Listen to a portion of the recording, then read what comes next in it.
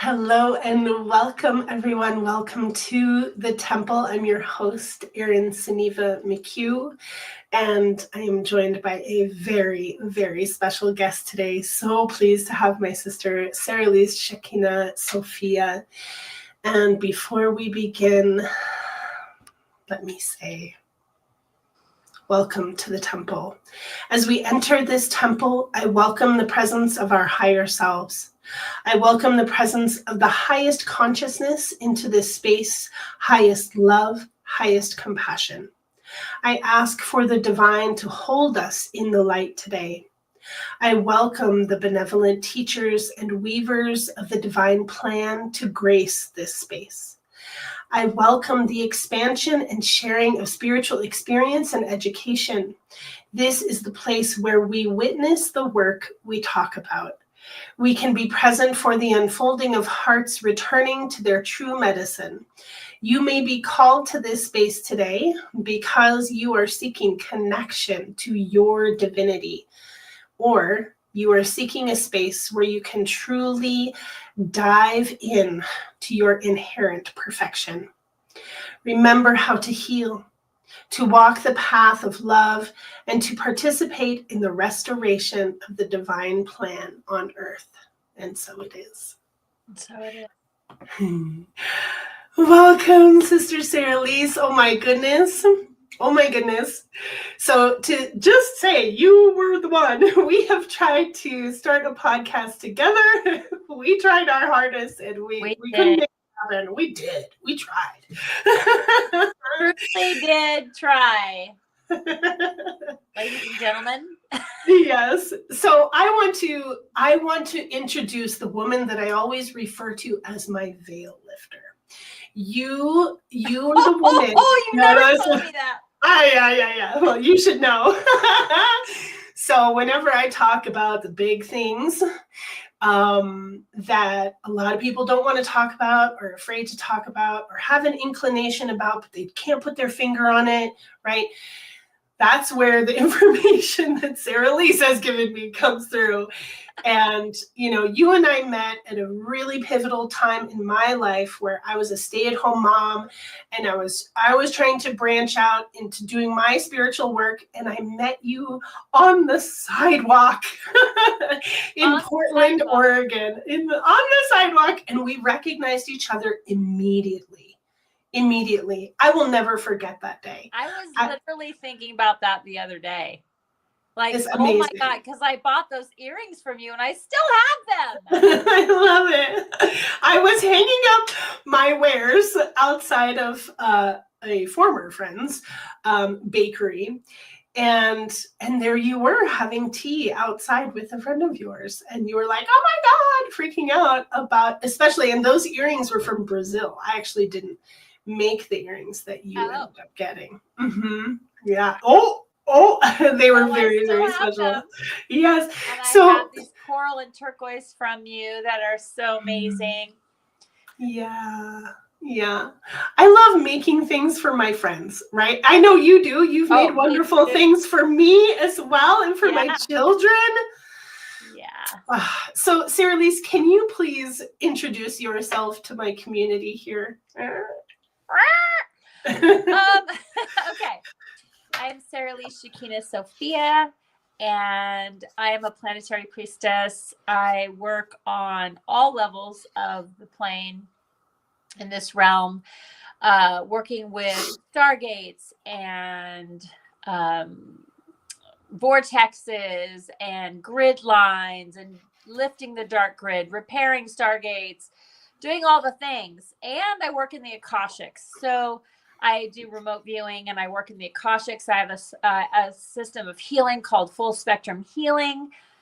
I've developed it over probably about 30 years of my life through my own work and through my own experience and what I've grokked about my own experience, and then have been able to help others with trauma-related injuries and mind control programs and SRA and all kinds of things that other people have not been able to get to within themselves. And they get to this point where they're like, I've tried everything. And then they come to me and I'm able to sort of unlock some of those memories and help them see them and help them experience, soul retrieval and bringing their power back online, taking their power back, coming into full embodiment and full power on this earth, grounded here on Gaia.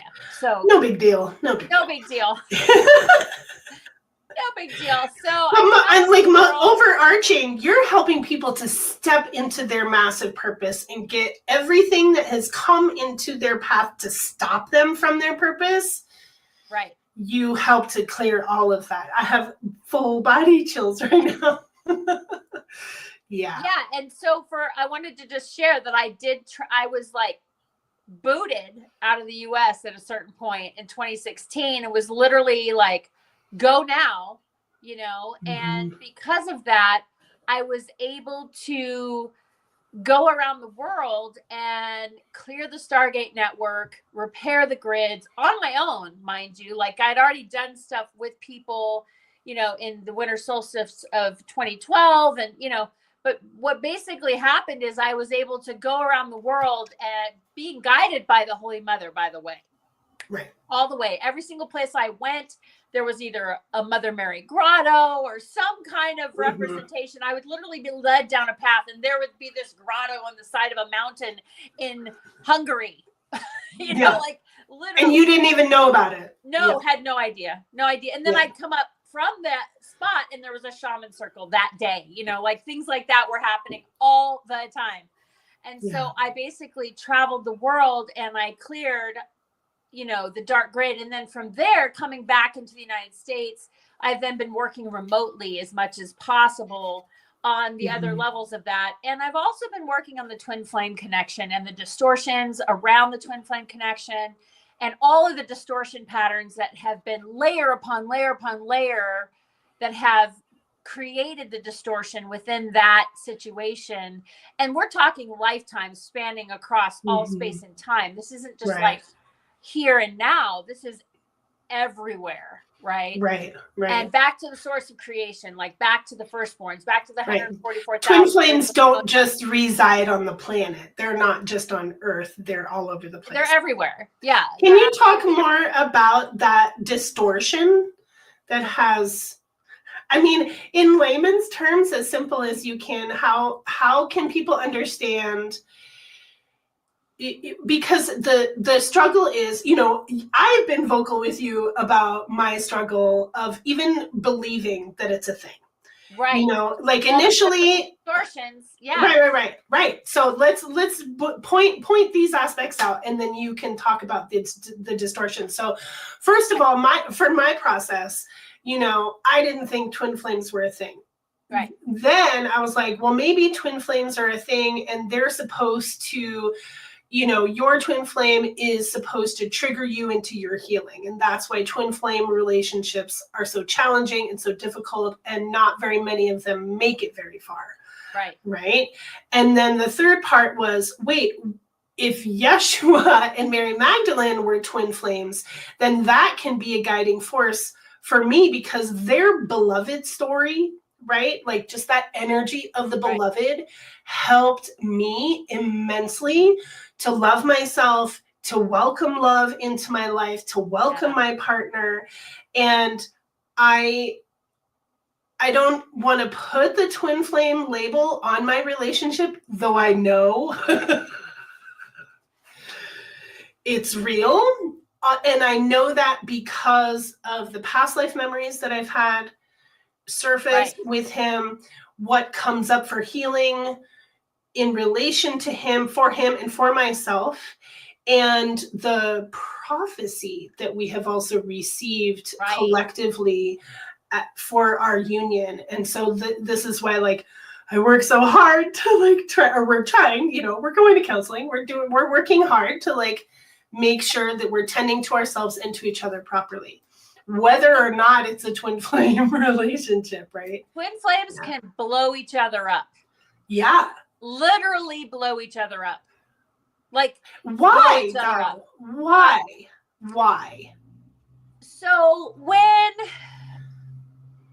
either one of them or one of the partners is unhealed, right? Or has Yeah. not been working on themselves, has not been concentrating on their frequency and making a point of creating a safe, sacred container for themselves to exist within, right? That's Then necessary. Oh, God. So part of the twin flame journey that I just want to speak to is that at this time in history, right now, this is part of the prophecy. This is part of the divine plan. In my opinion, this is just my opinion, take it or leave it. But in my opinion, I do not believe that twin flames have had the opportunity to come together until now. Oh. And the reason for that is that there have been distortions laid throughout time. Okay, spells, curses, enchantments, all kinds of things. And there was a severance of the twin flames at one point where the male counterparts were electrocuted and the females had to watch. And then the females were electrocuted. They had to give birth to hybrid babies and on spaceships. All kinds of crazy was happening. Okay. So back to the beginning to explain what the twin flame, twin ray actually is. I think that's super important to start at the foundation, right? Yeah. Yeah. So in the beginning, if there is such a thing, but at the point of the cosmic birth, okay, in the cosmic womb, there was an explosion of birth that expressed all of these monadic frequencies into existence, the firstborns. Okay. In that group, each monad was actually 144. So a lot of people don't understand this. So there's 144 original, right? But in each monad, there were 144. So we're talking about a group of 144 soul expressions from one monad. Okay. Within that 144, there are seeds, source seeds that are 6 that were mitosis off. Within those seeds are the twin ray and the twin flames. Okay. And then they connect with other twin flames. So of the original seeds of the 144,000. These source seeds are within the 144,000 monads. Right. And within each monad are source seeds. And within the source seed, there are 6. Got it. And those 6 are the source seed, but 2 of them are the twin ray. And then your twin flames with all of the people within that configuration of the 144 in each monad, pretty much. So we have the twin ray, the twin flame, the twin soul, and the soulmate, right? Okay. Yeah. Within that monad itself. Mm-hmm. So when I and a monad being a collection of souls that have a collective purpose. Yes. Okay. Right. So the 144 expressions are a monad. Now, this is just how I've figured it out, and it may not be correct. I'm just going to be honest. But this is over my 30 years of research and experiencing this on calling it. So when I was 25, I called in my 144 expressions to focus on the mission here. And from that point, I kid you not, from that point forward, I started meeting everybody. Before that, it was probably after I was 25, but it was in that time period where I was living in Los Angeles and all the things, right? Right. And I was like, I was so frustrated. And I had heard about the 144,000. I was reading about it. And I just all of a sudden was like, I have 144 aspects. Are they all incarnate? Like, what's happening with them? I said, whether they're incarnate or not, I'm calling you all to focus on this mission here right now. We have a work to do. And all of a sudden it was like, all my people started gathering, being one of them. But all my people came into existence. And then what's the interesting part about the firstborns, right? Those 144,000 is we're all connected. So it's 144,000 times 144, right? And all of us are connected. The rainbow tribe, let's say. I'm going to simplify it. We all have this mission of coming to this earth at this time, whether we were incarnate previously or not, to collectively shift consciousness to the next octave, to create the golden age, whatever you want to call it, to bring the frequency to a higher octave, okay, to the next octave. Right. And the thing about it that's interesting, though, is the twin flame souls that are here, that are incarnate, they specifically are being held apart. They're creating chaos in a way that they can't actually be in resonance in the physical. It's very challenging, right? Right. And so in my own story, in my own personal story, her story, I saw my twin flame at 20 years old. And then at 21, I saw a picture of him. And then at 21, he was on the big screen. And I was like, oh, dear God, I'm going to have to live with this for the rest of my life. And so I proceeded to witness my twin flame from then until now. And that's been 36 years of witnessing my twin flame in the public eye. Okay. Right. And being separate from you. And being separate from each other. However, there have been points along the way where we have come into contact with each other. And we have now gotten to the point we are 100% telepathic, right? And what now they're trying to do is separate us all the time. They're constantly trying to put, like blocks and whatever. It's so crazy because now I'm directly working on bringing those twin flames into physical. I think it's really important. And everybody I know that has a twin flame who's either famous or whatever, they know how important it is, because once that is seen, there's no question. Like, we look identical. That's the thing about twin rays, is we look exactly like each other. Like we could be twin brother and sister, like literally. So however the twin flames choose to manifest in a body at this time, that's the one thing that in the twin ray you will see, that they look absolutely identical. They look like each other. Now I'm like going through my head of the really good relationships that I see. What do I look like? Yeah, or like friends that I have, like there's actually Magdalena's godparents look like they could be twins. Right. And yeah. And I'm like, their smiles are the same. That makes sense. Their resonance is the same. Amazing. Their noses are the same. Like their faces look very similar. So I know several people that look identical. And then there are other twin flames who are not. They don't look identical, but the resonance field is similar, right? And you can see it when you look at them next to each other. There it is. Yeah. Like I know who the twin flames are, right? Right. And they come to me anyway. They always come to me for some reason. So well, because you've chosen this path to help them. Yeah. It's not just that path though. That's a big that's part of the overall overarching plan with what's happening now. So one of the things that I discovered in the past year was the spells placed upon the twin flames. And so I've been slowly but surely dismantling all the different places where those have been taking place, where they've been in other lifetimes, where they, even in the future, where are they at? Like, I don't really exist on a linear time construct. Right.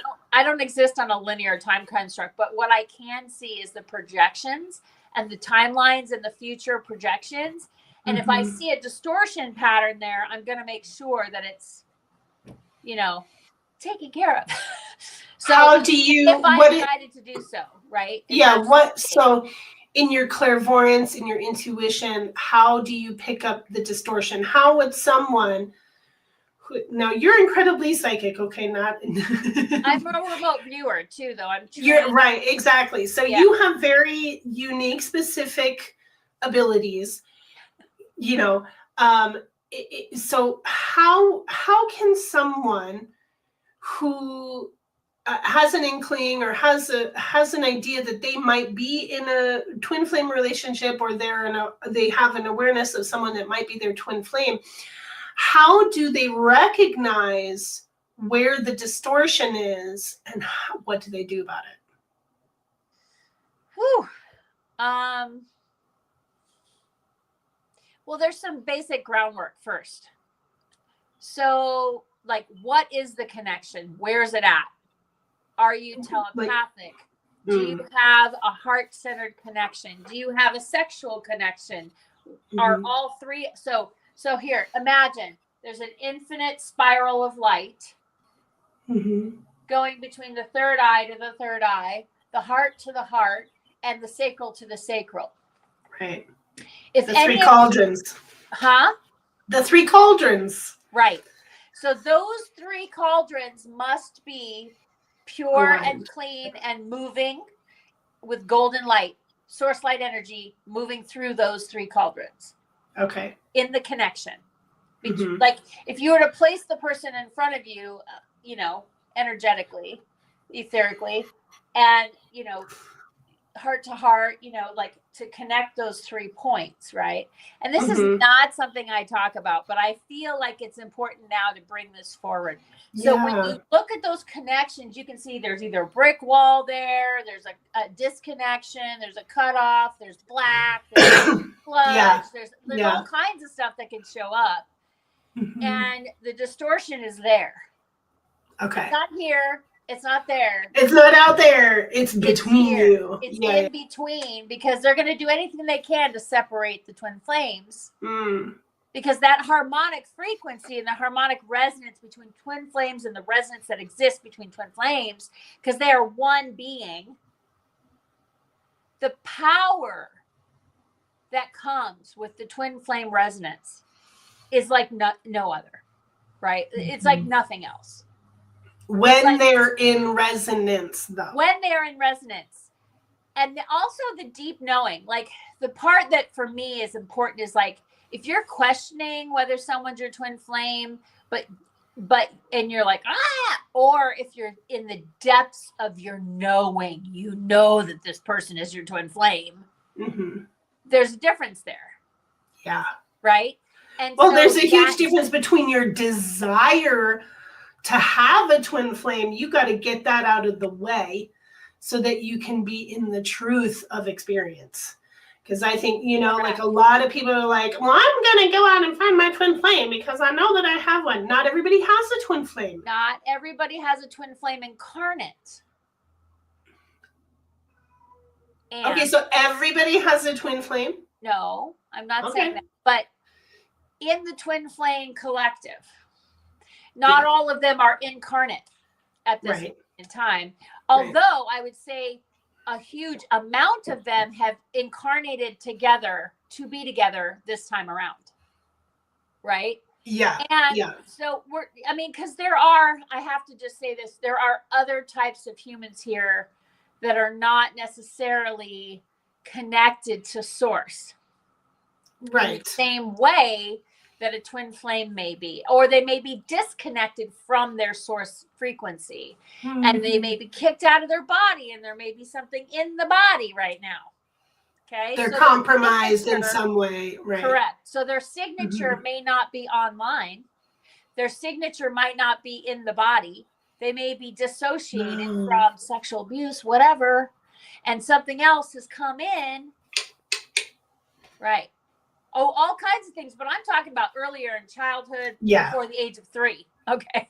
Yeah. Where something was able to enter through a dissociation before the age of 3 is literally in the playbook of the ritual thing, abuse-wise. Well, let's refer to the negative alien agenda. Can we do that? NAA, but I don't want to use those initials because they represent something else in my life. But what we could do is say the SRA imprint.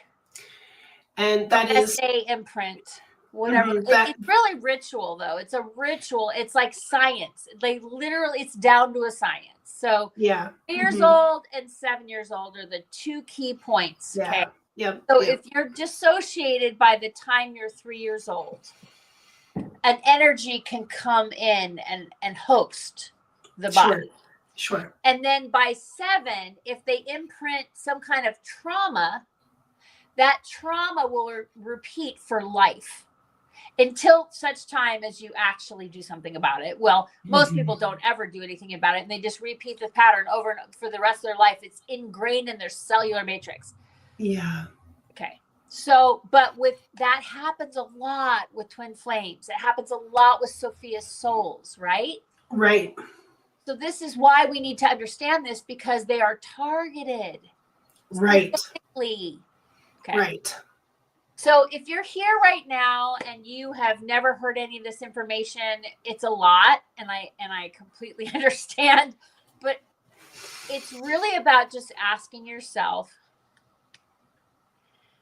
asking your heart and holding your heart and saying, am I a Sophia soul? Am I a twin flame soul?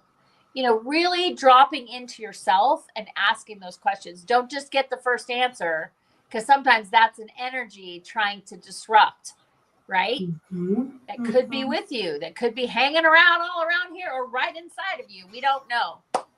We refer to those as imposter guides. Imposters. Yeah. Period. Imposters. Period. Right. Yes. Okay. That's good. That's, yeah. Because they could be guides or they could be entities right in your bedroom. Right. But they're so good at manipulation that they're like, oh no, I'm your spirit guide. Well, I don't trust spirit guides. Okay, we can talk more about that. I mean, that's just a way to. You just go straight to higher self. What'd you say? You just go straight to higher self?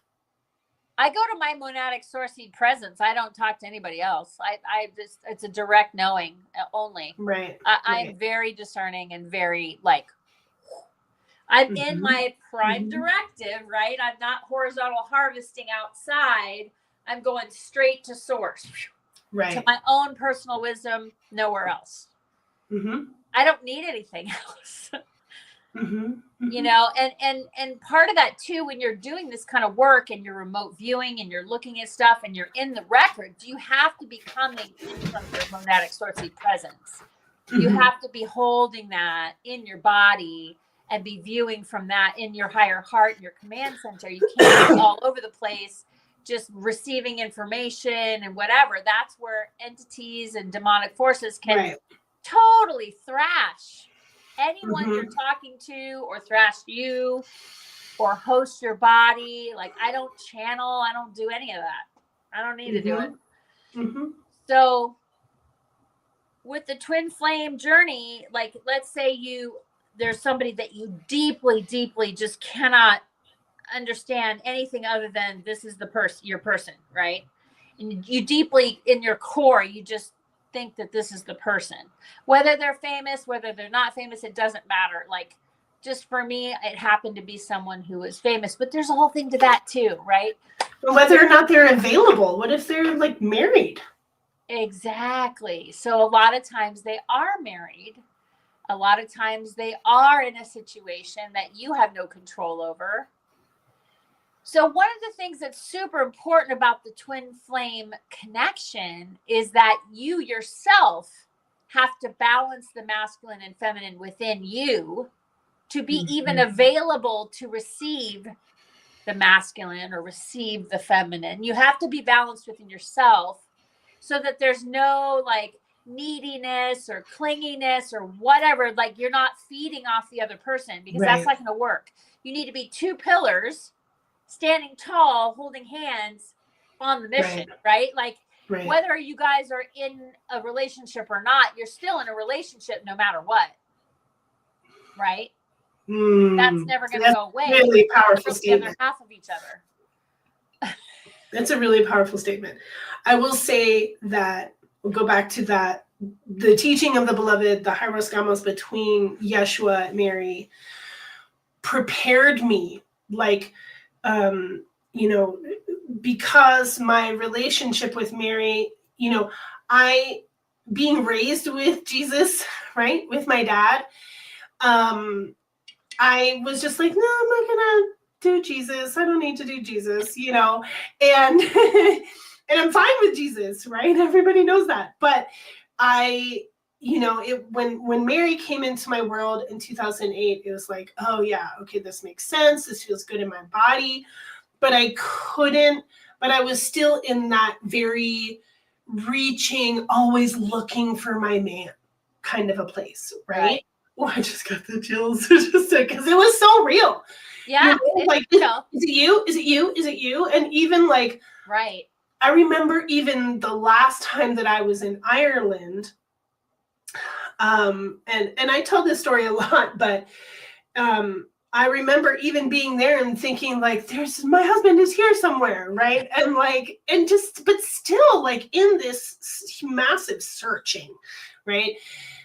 And but the beloved, just the energy of it, reading about it, reading Elizabeth Cunningham's version of her story, really helped me to like understand what that relationship is supposed to be, the symbiosis, the back and forth, and that just true pure love, beloved. And then the phrase came to me, I am my beloved and my beloved is me. And by walking with that journey for probably like 2 or 3 years, being a single mother for 6 years, that whole time whenever I was praying, I was also praying for my partner, my future partner. Whenever I was doing anything, I was like, I'm doing this, and wherever you are out there, I know you're doing something for yourself as well. At least I hope so, right? And just holding in that as well, that I am complete within myself. And so then when I was really fucking done with that prayer, and I was tired of it, you know, right? While we were in Ireland, okay, I was like, okay, I'm not going to do this anymore. I'm not going to be constantly searching, looking in the eyes of strange men and be like, are you him? Are you him? You know, right. I took a paper cup. I was on the last day of my moon, so I had a tiny bit of blood. I cut some hair. I put some spit in the cup. I took some crystals out of my satchel and put them in the cup. And we were at the ocean that day. We were at the sea on the west coast, south of Galway, and I banged my drum and I yelled at Mananan Maclear. I yelled at the sea and I said, I am done. I'm done waiting. I'm done looking. I'm over this whole scenario and I am ready for my husband. I'm not going to wait anymore. You bring him to me now. And then I put everything into the sea and blessed myself with the water. I was like, that's it, I'm done, you know. Literally, exactly 2 weeks later, Alex called me. And I hadn't seen him in over 6 months. He had gotten into a car accident, barely survived, and was like a whole new person. He had a reset button press on him. And when I saw him, he was a completely different person and ready. Where he wasn't ready before, totally emotionally unavailable, right? Right. And now he came back from the accident, from that whole situation, desiring family, desiring partnership, ready for it. Aww. And so here we are. Here we are. But we go through these. How many years has that been? It has been 7 years since then. 7 years. Mm-hmm. Yeah. And we've had 2 babies. Yeah. So it's a journey for me to think about, whether or not he's my twin flame. What while you were speaking about the energies of everything, it's like I was just playing like, yeah, when things are good, they're so good. When we're in alignment, it's so good. And when we're just even slightly out of alignment, everything is bad. It's just like either perfect or totally unperfect, and I could see when I know, But there's, Yes, like I was thinking of those.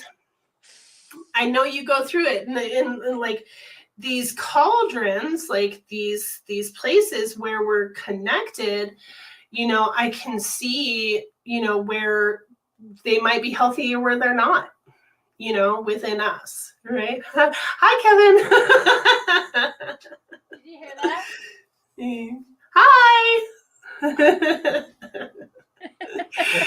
So yeah, it's like it's an important journey, but we have to be in that place of awareness of like, is this serving me? When there is distortion, is it something that we can repair? Or is it showing us that that this isn't meant for us? Right? Mm-hmm. Yeah, that's where our discernment has to show up, because I am aware of so many layers, and I mentioned prophecy before, like so many layers. We met when he was 2 and I was 8, Wait, what? You didn't know this? Did I not tell you this? His godmother. I'm sorry, what did you just say? You met him when you were 8 years old and he was 2? His godmother. That I never knew. His godmother is my childhood next door neighbor. I'm tripping right now. So, whoa. So one time we went on a trip, and our neighbor's house sat for us, and he and his mom stayed in our house. Oh my God. And he slept in my bed. And he remembers meeting me and my sister, and he remembers something I don't remember. He remembers us being like, na, na, na, na, you're gonna marry me. I'm sorry. Whoa. And then life went on. And then in September 2016, I met him, at a bar where he was playing music. He was playing his music. Holy mackerel. And I remember our eyes meeting each other when I stepped on the dance floor, and I was like, ooh, cute chubby boy. Who's that? Yeah. And that what you were talking about, like how you feel the parts of yourselves that are magnetized and you can't like pull away. That's what our bodies were like that. My body is still kind of like that. I just need to press my hips against your hips. Like, we don't need to like be intimate. I just need to I need to be like there's that feeling. Anyone with in a loving relationship knows that energy of like, oh my God, I just need to be right next to you. I just need to be right next to you right now. Yeah. So there's like all of these layers that I have to remember when I'm frustrated and when I want to just fucking throw it all in the trash and walk away. So I want to speak to that. I think it's really important to check those cauldrons every day. Sure. Every day. Clear, reconnect, flow the energy through, make sure it's a strong, vital connection, that there's no interruptions, no interference, no dark magic, because there's a lot of dark magic coming towards the twin flames. And it is so cloaked. Right. And so hidden. And so it's incredibly important to be present to that and to make a point of being in your practice with it, like so that does not get interrupted. So that could look like just the two of us taking like 5 or 10 minutes every day to even you individually and just. But you know what? I'm tired of doing all the work by myself. I think that we need to, like this is the next level as well, because obviously it's incredibly frustrating for us who have been on the spiritual path for a really long time to be with partners who have not, or who have not developed their psychic abilities to the extent of we have. And it's I'm not saying that anybody is better than anybody else, but we're trying to be in a place. We're in a different place. Right. right? Like just further along in the remembering, or whatever We've it is. done the work that we've done, and they've done the work that they've done, but we're in two different places. Right. We're not synced up yet. Right. You know. So I think that I know for my relationship, like what we need is that shared practice. Yes. It's really important. Yes. My question though is this person is this person someone who's working on their abilities and keeping themselves clear? Because if you try to engage with them energetically when they're not doing their work, and you're trying to do this practice with the other person, sure, you're going to get jacked. You're going to get fucked up. Trust me when I tell you, you're going to get so fucked up. It's going to throw you out of your fucking center every single time. Yeah. So yeah, if you do it individually, okay, and you are clear, right? And you can see that the other person is not clear, because that's why you do it energetically. It's like you have to look on the energetic levels. So like, let's say somebody has something in their field and you're trying to energetically connect with them. That comes right in. Boom, it's in your body. Bye. Comes right in. You've got it all going on. Because they've got those pathways, those highways that you already have. They are pathways set up. that have been carved over millennia from the beginning of time. Okay. So in my situation here, that was happening. Like I had to actually stop the physical, and it got better. It got a lot better because I was being affected every time there was something present, and he didn't know the better of it. He did not know how to handle it. I had to handle it every single time. I had to fight black dragons, you name it, it was happening. And then we found the entanglement curse from when we met. Hallelujah. Oh my God, dude, we just found it. Like, you just found it? Just found the last layer of this. Wow. Like 7 days ago. Wow. And you guys have been together 5 or 6 years? Yeah. 5 years. Yeah. But we've been working on it the whole time. I know you have. I know. So that's how deeply cooked this stuff is. You know? Yeah. And so it took us a shit ton of work, but it was like by the last layer, then all of a sudden it revealed itself and we were able to see it. And I was like, oh, I'm taking care of that right fucking now. Boom, boom, boom, boom, boom, boom, boom, boom. Cleared it. And then it's been totally different. He looks different. Even just seeing him just now, energetically, I can tell he looks so different. Yeah. So different. So much more present. Even just like that little thing. I was like, oh, there you are. Hi, Kevin. Yeah. There you are. Yeah. Right. And so for 5 years, I've been battling black dragons and demons and all kinds of crazy shit. Daggers being thrown at me with sigils on them in my heart. Like, you name it, it's been happening. Right. You were having crazy heart things still a happening. Little crazy, but he has shifted. And so when something, now he discovered something, that there's like this room of tools that have been collected that can be used. And so now he has to go about, he's going about using them, dismantling that room and everything in it. Like, oh my God, dude. And on top of that, since we cleared that spell, actually, another situation has blown up.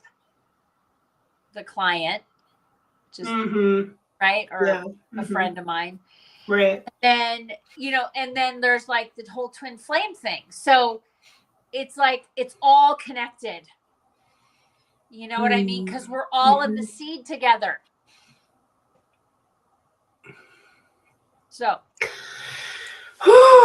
Right? So it's like I have a twin flame that is separate, or another one, a twin ray, but he's still so close in that configuration that him and I have a connection, and then my twin ray can move through him, but now we've created a boundary there, right? So there's just so many layers to this that people would never think of even, right?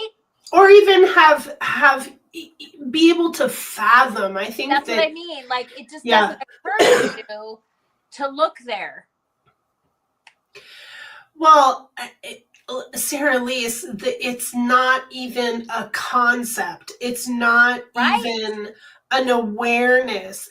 Like, for the majority of the people, and the people in this community, they're aware of entities, they're aware of demonic attachments, they're aware of reptilians, they're aware of all of this stuff. But the people who are out there just walking day to day, still totally hooked into the matrix, participating in all of the artificial intelligence, participating in the vaccines and everything, like, they're just going along with the ride. They don't realize how many millions of layers of, I just call it tomfoolery these days, but just millions of layers. And your use of the word distortion is exactly precise.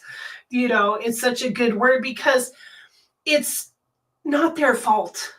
No. Right. And this is the thing is they're good people. They're good person. They're good people. And there's distorted and disrupted, and their thought patterns are being manipulated into believing something that is totally not reality. And then it's like mind control central, MK Ultra across the board. Like, it's not even a few people anymore. It's like the entire population. Right. Well, do you know Sabrina Wallace? I know that name. So she worked for a telephone company for a really long time. Yes, I know who she is. Yes. Oh my God. So she's taking it to the next level, and this is like the bottom line of it is, right? What she's sharing. It's so important that people need to recognize it's not even about MK Ultra anymore, because they've already hijacked all of our bodies. Yeah. And they're using, beyond the nanoparticles, it started in the 90s with the wireless. And the wireless, I mean, we could go all the way back to the Spanish flu if we want to start talking about wireless and how we've been affected by it, right? Radiation. Every time that there's a big rollout of a technological breakthrough, humanity goes through a purge or an acclimation of the radiation, right? And so, but what happened in the 90s is that they figured out how to tune in via cell phones to our electromagnetic energy. And now they're harvesting our electromagnetic fields, and they're attacking us via the electromagnetic fields. They can affect our emotions. They can affect our neurological centers. They can do whatever, our thought forms. They can do whatever they want. Yep. They can change your emotions like that. Yep. And so a lot of people are like, well, it's hard to receive information from her because she's so angry about this. Yeah. And she's so angry that people haven't figured this out yet, but she is a pinnacle. It's super valuable. It's so incredibly valuable. And I finally was able to understand, okay, what we're supposed to do with it. Like, so what is the point of us knowing this information if we don't know what to do with it, right? What is the point of knowing that Sophias are under attack if we don't know what to do with that, right? It's important to understand on the broad level that everything on this planet here is inverted, in that we are being massive, and some people are even leaving the conversation because this is really challenging to hear. Yes. So, I mean, it's not a lot, but it's like people are leaving because this is the hard part. This is the hard part. Wow, interesting. And we have to be. We've been talking about all of that other stuff, and it's all tying in, and they're going to miss this part because they're not willing to hear about this intelligence. Well, that I think is coming through and harvesting our frequency, our energy, they're reading our minds through our phones. Come on. Right.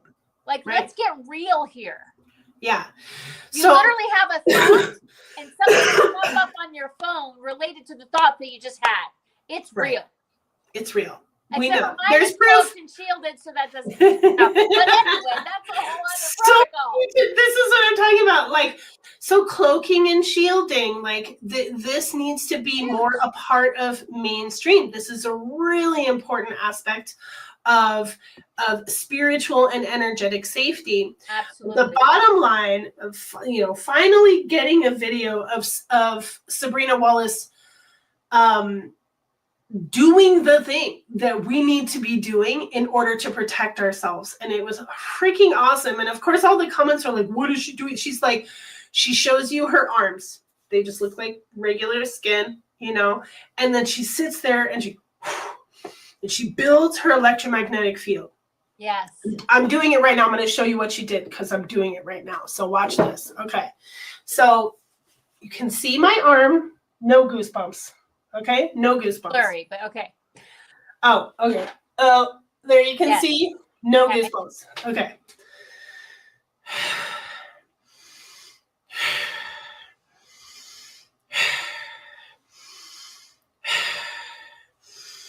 They're already there. They're already there. I don't know if you can see them. Yeah. So she just did that. She sat there and she showed you. She's like, now I can turn it off. And so she calms down and she turns it off. And then she does it again. And so everybody's like, I don't get it. What are we supposed to do? I'm like, people, she's showing you how to build your field. Do this, people. Right. So it's not just like, because of me, I'm like, I have the protection of Archangel Michael. No, bitch, you need to be protecting your electromagnetic field. It's lovely to trust that you have protection and people guide energies around you, whatever, but they cannot do it for you. Right. It is your responsibility to build your shield. And I have energetic protocols that I have shared with so many people to help them understand how important that shield is. Like mine is pretty. You can bring it in, you can build it out, and it affects you. Like, so there is certain levels of training that are necessary for people to understand. And I do this in my mentorship. Like I would think we do the kind of play of like, okay, I'm going to try and enter your field. Now you need to hold me out. We're not asking for anybody else outside of ourselves to help us to do that. We're just doing it ourselves. And this is a really, like, we need some freaking training grounds for people to feel safe in cultivating their own energy, because I think that's part of the problem is that so many people are used to and are told to, especially by the church and religion, to look outside of themselves for their saviorship. And it's right here. Add something to that? Yes, please. There's like, okay, so I grew up Christian, born again Christian. I've seen a lot of people go towards Christianity that were spiritual priestesses, and they literally turned themselves over to Jesus. Right. Okay.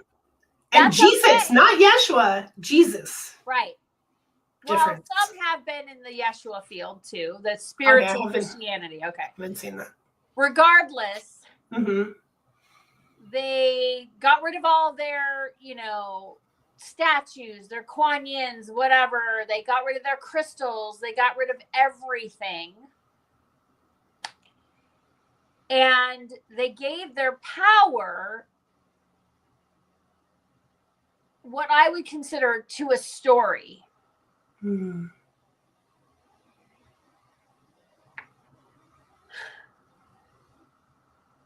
Yeah. And then I see these, and I'm not saying that Jesus isn't real or Yeshua isn't real. He absolutely is. Yeshua is real. Jesus is a fabrication. Jesus is an image. Yeshua is real. By human hands, okay? There were stories that were created and manipulated and manufactured to create a story to distort the consciousness fields to then give your power away to a savior of some kind. And it's not that there isn't a powerful God source being that is all knowing and all powerful. Okay. But what's happening is There are people giving their personal power away to pastors, to people that they think know better than them. Right. So here's where I have a problem with that. When you give your personal authority over to an outside entity, Mm-hmm. what are you doing? And okay, I am a minister. Mm-hmm. Can we just start there? Mm-hmm. I have studied every single fucking Bible. I've literally read every single word of every single story. I've gone to the Lamsa Bible. I've gone to the King James Version. I've gone to the New International Version. And I read the Bible when I was a child. Like, I know what I'm talking about when I say this. I am not willing to give my own personal source energy over to any minister who claims to know better or know the gospel better than me, number one. Number two, I am not about to preach to anyone else. Mm-hmm. Everyone has their own personal authority. And this, it comes from source. It is source energy within your body. And if you're not embodying source energy within your construct, within this flesh body temple, anything can come in and host you anytime at once. If you're not creating a bubble and a shield around you, there are back doors. And if you don't find those back doors and you don't close them and turn around and look at them and say, right, get out of my face, get out of my space, mother. You have no jurisdiction here. Right. Then you are dealing with all kinds of stuff right now.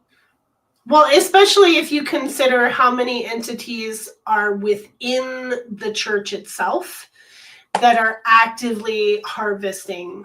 And if somebody tells you that crystals are evil, walk away. I just have to say this.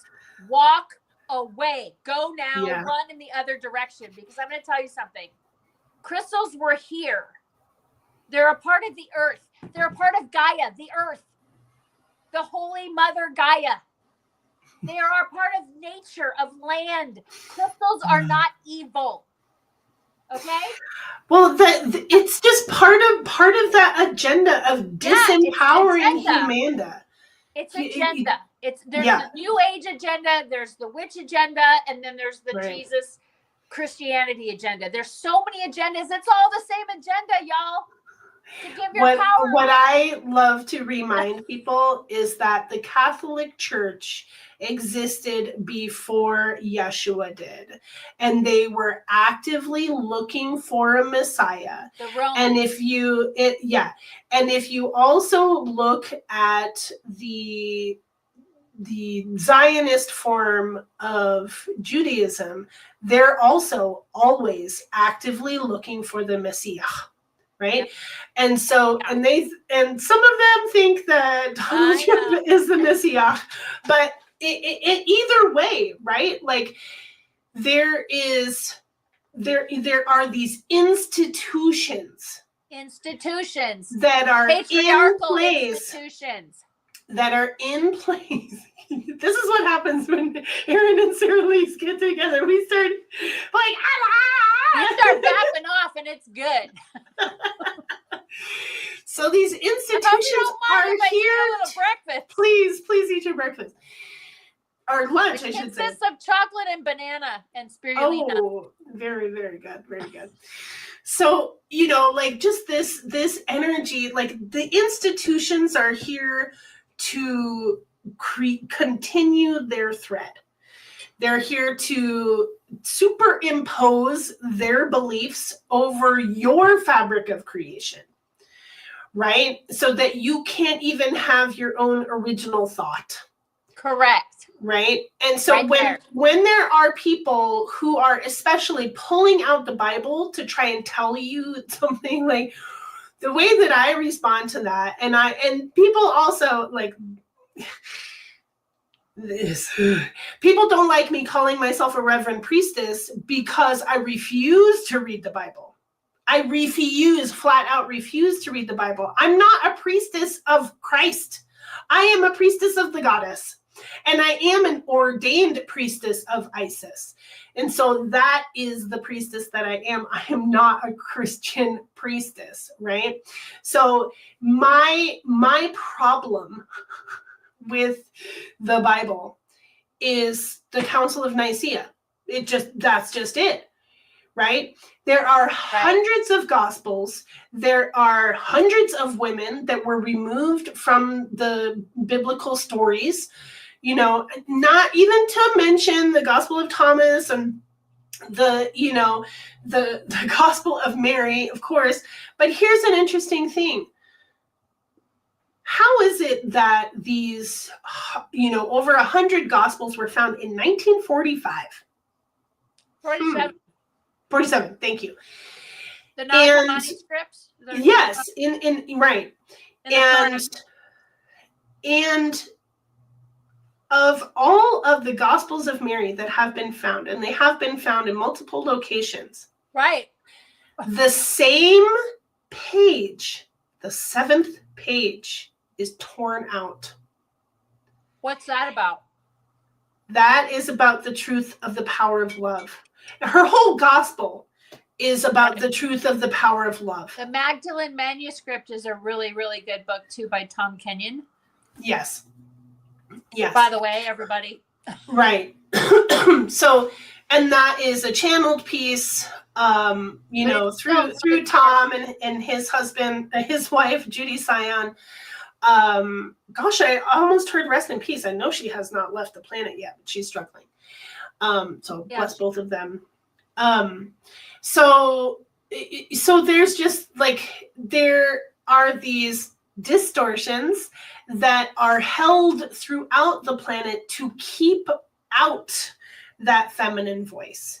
Yep. And so I refuse to read anything that has been manipulated or that has come through the body and hand of a man. That's just how it is. That's where I'm at right now. That's fine. Let me just share with you, though, the Lamsa Bible was directly translated from the Aramaic. Yes, I have that Bible. Okay. I have that Bible as well.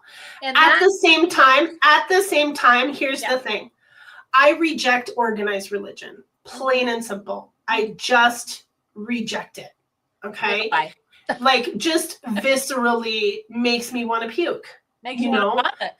And at the same time that I spent time in the church, that I did freaking gospel ministry for years in my mother's Methodist church, and every time I could feel the presence, because I have a connection to the presence. The connection is mine. It's not because I'm in a church. It's not because I'm present for a sermon that is always leaving out the presence of the mother in some way, right? Right. So my energy is very adamant around, please remove yourself from a unlocalized organization. Right? If that organization that you're tithing to, that you're giving energy to, is seeking to control your thoughts and control your beliefs, you need to leave that organization, whether it's religious or not.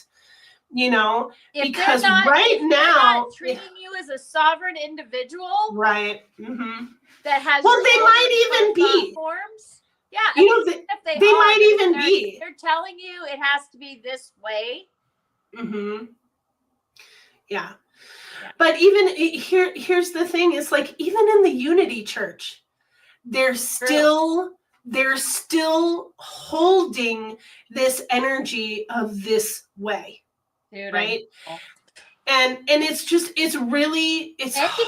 so difficult. Chances are it was developed during the patriarchal regime. Let's put it that way. It wasn't developed during the time when the feminine was actually in an equalized state of power with the masculine. Well, we don't have anything like that because it's been 6,000 years. Or longer.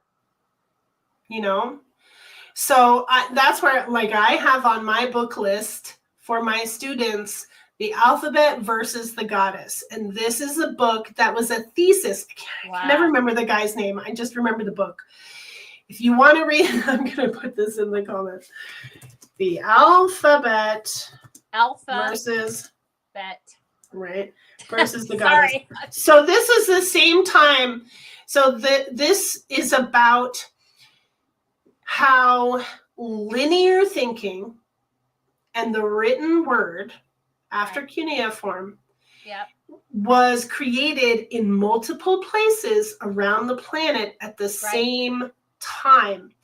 And at the same time that the goddess was pulled from the heights, right? Correct. Where polytheism was destroyed in all over the planet, not just in Egypt, not just in, you know, everywhere. It was a planetary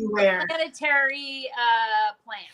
It was an orchestrated alignment of the placement.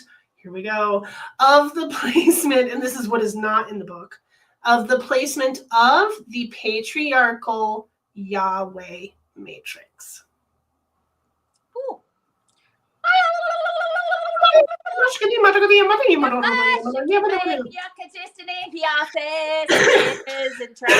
There is no turning back because he's not the real God. He's a creator God that was placed in place that he appointed himself, like Jehovah with the taser gun. We could go into that too. Oh my God, there's so like much. Jehovah with the taser gun. Oh my gosh, I feel like we have now opened up a whole another layer that we're just gonna have to like table this. Gobekli Tepe, y'all. Gobekli Tepe. If you don't know what that is, go there. Just type it in. Gobekli Tepe. Just saying. Well, it would be it's much. Really fascinating if you can look at Graham Hancock's show on Netflix. What is it? Apocalypse? I don't like him very much. Oh, you don't like him? Well, he's very thorough. He's very thorough in the explanation of what is at Göbekli Tepe. Oh, right. Okay, yeah. And in relation to Göbekli Tepe, yes, maybe, but he's not. Yeah, and the correlation, there are correlations. Also, there are other places that are finding these T-shaped. Another Tepe place in Turkey as well, I think. No, and I'm talking about Mesoamerica. Oh, yeah. That are also 12 to 40,000 years old. Yes. And in Mexico area. Right. So the point being is that there's our whole history is a fabrication. Oh, absolutely. And that's interesting to bring forward right now too, because of the Tartarian civilization, the unified civilization that existed prior to this civilization that we're in right now. It's only a couple hundred years old. Right. And so that is a whole layer. Other level and we should probably, just have a conversation about that. Yeah. And I've asked you before, and I think this is like a really important conversation because wait a second. Yeah. How is it that in the last 10 years, when did you first hear about Tartarian? When you first hear mud flood? Oh, well, I lifted the veil in 2015, and then I lifted another veil in 2016, and I lifted another veil in 2017. So and then by 2019, I was looking at so hold on. So go back. 2005 is when I noticed a gap in the records, in the Akashic records. 2005. So that was 20 years ago that I actually noticed there was missing time in the Akashic records, that there was a blank, there was some kind of block or a veil or something that was over this time period. I'm like, that doesn't make any sense. And was that like from 1,000 to 1,500 or what? Well, I originally thought it was from 500 AD to 1,000 AD. Okay. Because of when the Bible was written and Camelot. And then from 500 to 1000 AD was kind of missing. Yeah. Now they're saying that it was 600 and something AD to 1100 AD. So it is right in there that I originally kind of saw it in there. I just made an assumption about 500 AD. But in 536 AD, the sun went dark and there was an event that happened. And from that point forward, there was like nothing, right? But then I had a recall and a vision of 960 AD, quote unquote, supposedly the Mayan collapse. And that was in 2019. And so then I was like, wait a minute. So then I started looking at it and I started lifting all the veils. I'm like, these got to go. They got to go. They got to go. They got to go. And I just started ripping off the veils, right? That was after I'd gotten back and had cleared a lot of the dark grid and repatterned and not repatterned, but repaired the Stargate network and, you know, the planetary Templar Stargate network, and had done all that work and was in those places like in Greece and getting the original history through the land of what really happened, and like, you know, lifting all the veils off of what was really the true story about what happened in the Temple of Athena, and like, you know, like all the different places that I went, right? And so I get back here and I'm working, and all of a sudden I'm having all this stuff happen, and the raw transfer of power on August 8th of 2019. Just before that, I had gone and activated the Dragon Heart up in Washington in July, and the Holy See came to me and threatened me the night before I was going. The Papal himself, okay?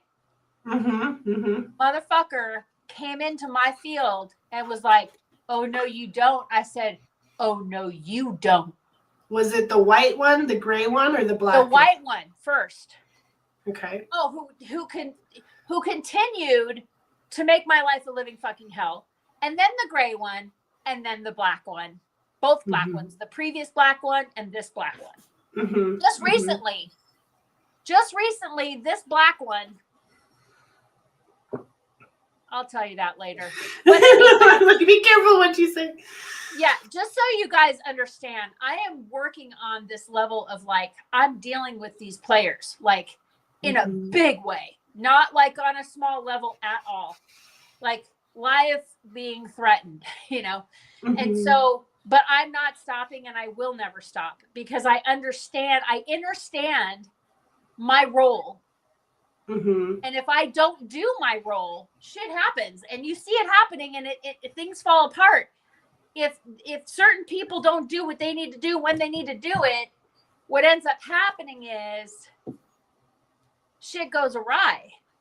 You know, shit turns darker, whatever. So if I don't show up for my job, right,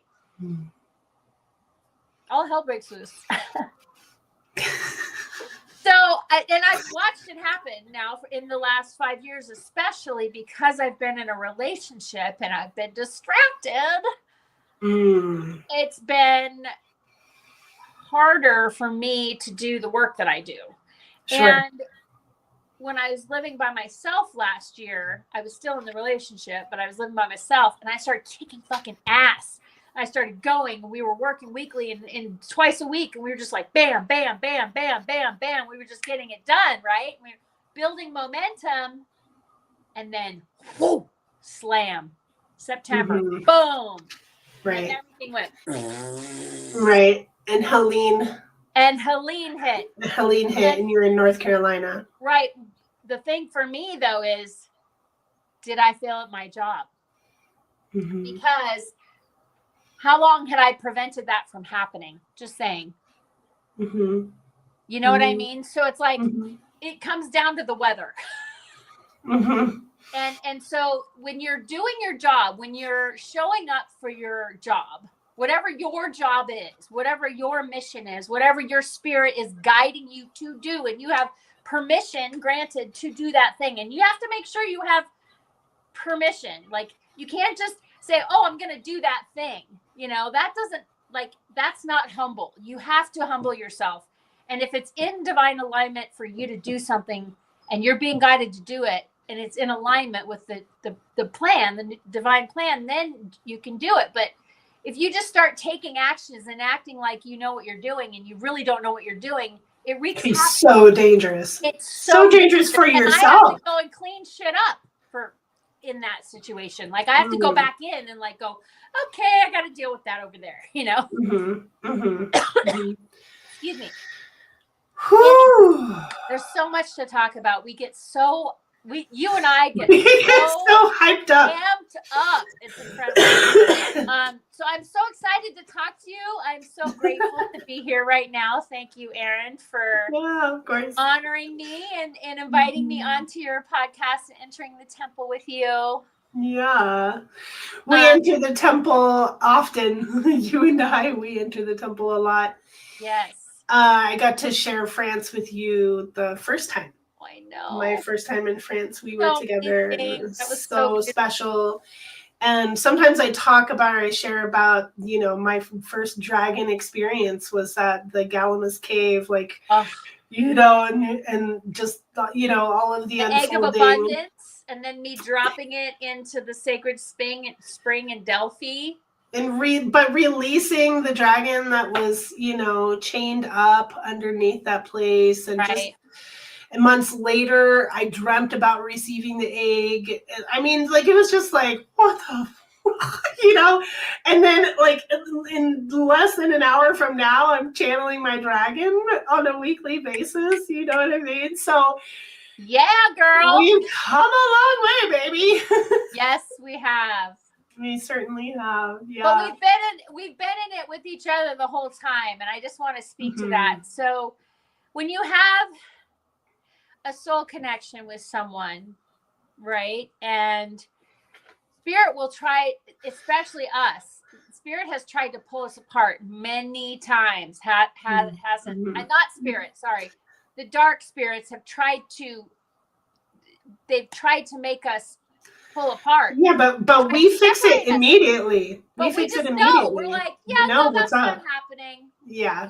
No. You're not getting in there. Sorry, pal. And that's what's so important for people to recognize, that when you have important spiritual relationships and they go sour, that probably had nothing to do with either of you. Exactly. Or had everything to do with both of you. And everything to do with the power that you are harnessing and cultivating and bringing into existence of what you're doing, and how powerful that is, because it's changing the fabric of existence. Right. And that is important to understand, because if you allow a personality, your personality, whoever's personality, to get in the way of the work that you're doing, all bets are off. This is a really important thing, and we'll end with this because it has, it happened to me recently, and my own assistant was put against me, and we were both compromised, and most of the people that were here know about that, and it's so important to recognize that your own insecurities will be used against you. Exactly. Your own private experiences will be used against you. Because they can see interdimensionally. They know where your triggers are. They know how to make you hurt. Right? And to make you blame the other person that is within this conflict. Right?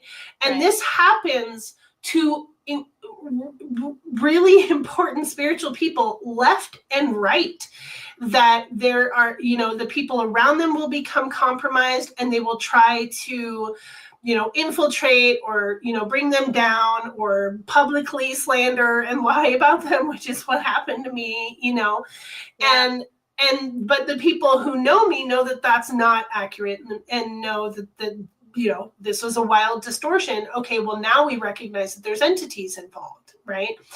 So I try to pay attention to when a close friend turns on me, right?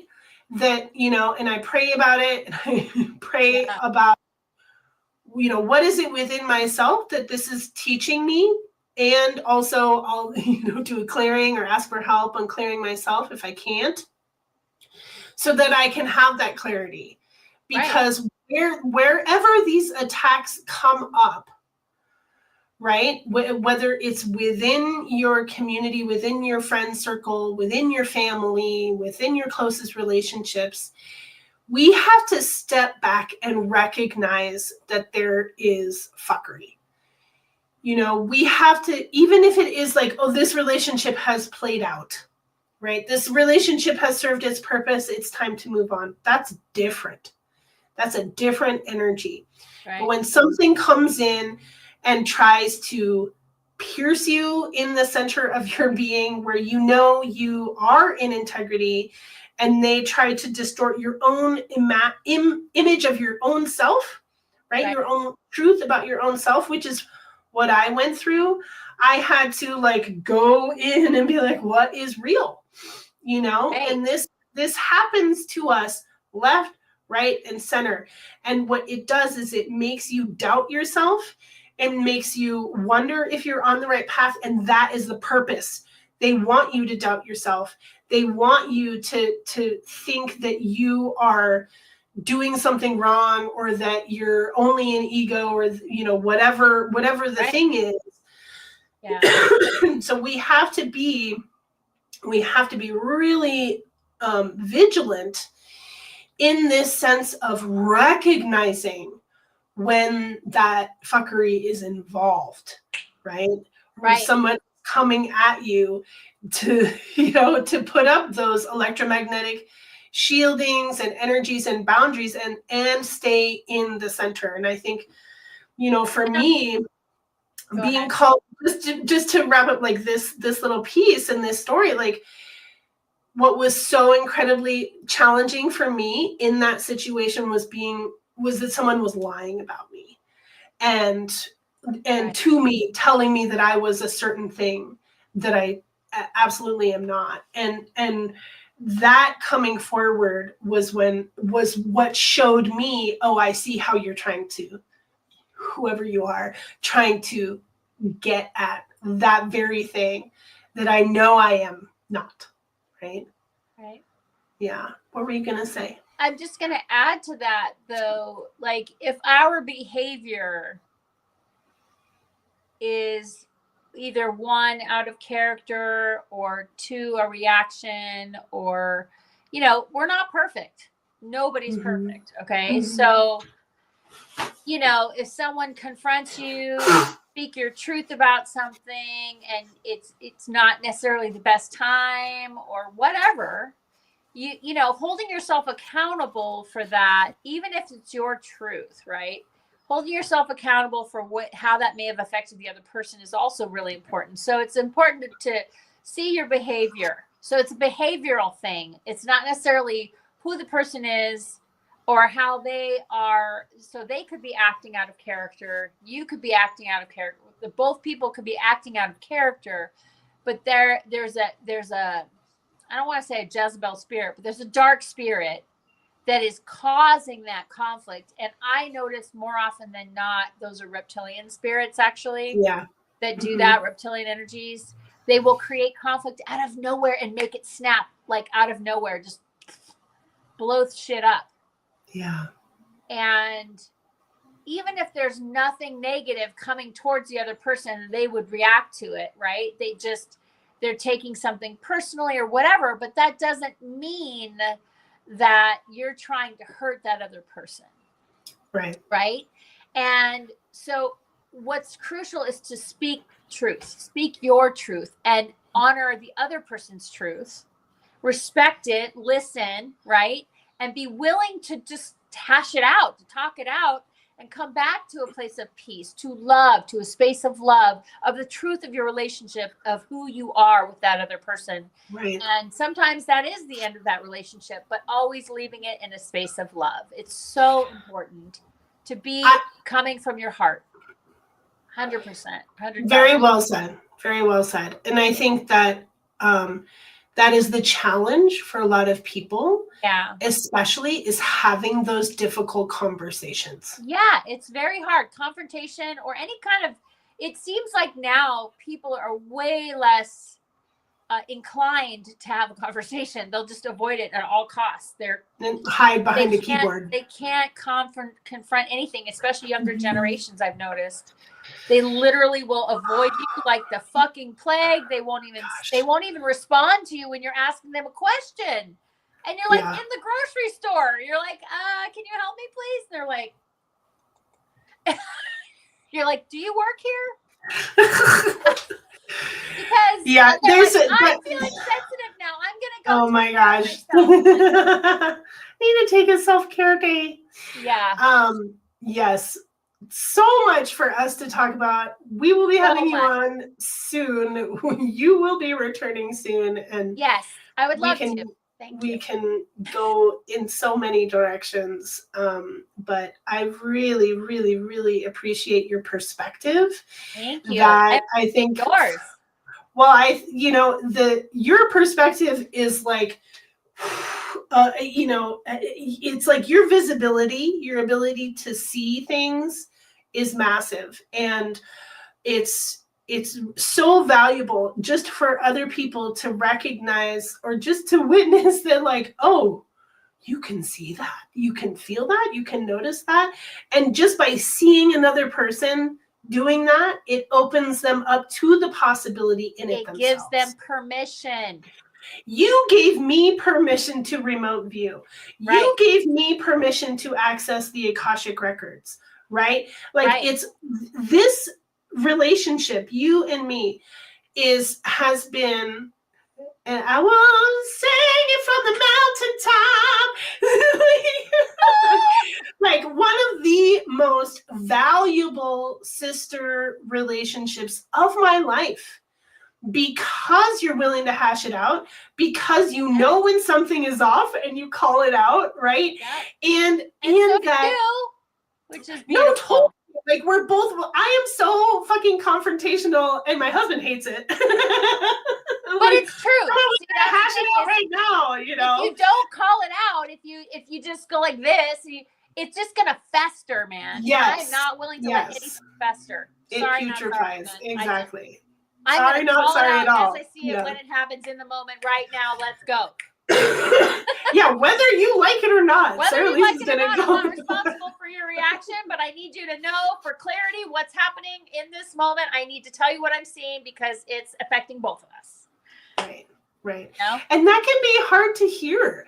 That can be really hard to hear, especially from a very strong self-knowing person, right? And this is like people who are in their authenticity all the time. Cannot have conversations with people who are not in their authenticity, and we notice that. We notice that you can't hang. We notice that you can't hold a conversation with us because you'd rather talk about the weather than what you're actually feeling inside your body. You know. Yeah. I do that every day, girl. I know. Oh my God! Yes. Better though. It's getting better. Yes. Yesterday in the sauna, like this guy was just going on and on about his travels, and and then we stopped and we went and got some gas, and I'm like, who the fuck are you talking to? Who is listening to you? Who cared? Like, what the fuck is going on? And I interrupted him multiple times. Every day. That is the conversation I'm having. No, it's like you have to recognize, like, here's the thing. People are constantly absentmindedly hijacking energy. Constantly. This is the sauna. Harvesting. This is the sauna. Right. Where people are meditating, where it's quiet, right? And people have conversations. There are regulars in there that you'll see and be like, oh yeah, hey, how are you? And so I tried to like save the woman that this man was talking at. Oh, right? Wow. And ask her questions and change the subject and try and just be like different realities. So like, hey, and like remember because she's going to the UK, and this is why the guy was talking about the UK and said, hey, make sure you visit all the sacred sites. He's talking about the castles and the restaurants and all of the things that don't matter. And I'm like, you know, Oh and my sitting God. there and I'm like chilling with my dragon and like totally like, you know, and it's my birthday and I'm just like, I'm having a birthday sweat. This is my time to myself. Happy and birthday, by the way. Thank you. Sorry, So I it's wish you happy birthday at the very beginning. Oh my gosh. no, it's okay. It's okay. But you know what I mean? So just Yeah. being in that place of being like, you know, I just wish humans had more self-awareness. Yes. I really just pray for people to have more self-awareness, to recognize when they're monopolizing a space, when they're filling an entire room with their energy in a way that is not necessary and doesn't give space to anybody else. For everybody else. And like everybody else, and once I actually like inserted myself and I just said, hey, just 1 second. And I asked her a question, and then her parents turned to me and started asking me, oh, what else do you know? Where else should we go? Right? Exactly. Oh, we're going to Ireland. Where do you recommend we go to Ireland? And I told them. You redirected them. I redirected, and he kept trying to insert himself. Right. And I just kept talking. Right? Like the thing is like those energies that want to hijack love, they want to hijack connection, right? And have it for themselves, eat it all up. Right? Exactly. Instead of me saying, oh, what are you studying? Oh, you're going to be going there for, wow. Well, what do you want to connect to? You know, like, yeah.